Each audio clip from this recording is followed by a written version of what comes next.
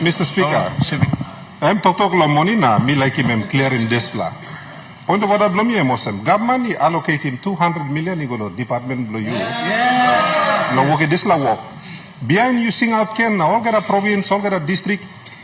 Money blow people blow civic 2.9 million. He go to help him you. Lo work him work blow you. Now workman blow civic. All he kiss him speedboat. He go to medeng. Lo go piney moldes la paper. He go to blow hagen. Na carry me go back lo medeng. Put him lo speedboat. Na carry me go lo wiwe.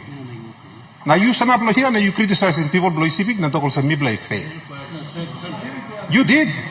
You said there was no leadership. I had my public servants catch a speedboat to come and pick up those things. Now you bagrabim all public servants blow me. All people blow ECB blow this la floor. What did you do with the 200 million? You talk about. Now you talk me play no put in money. What happened?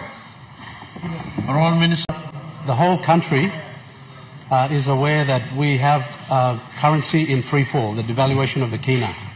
And this has continued to exacerbate the cost of living crisis. Inflation is still high. The average Papua New Guinean cannot afford the price of tin fish and rice. So my question to the good treasurer is, what is he doing about this devaluation of the guinea? When will it stop? And when will he start to effectively tell the people of Papua New Guinea how he is going to reduce inflation? Thank you, Deputy Speaker.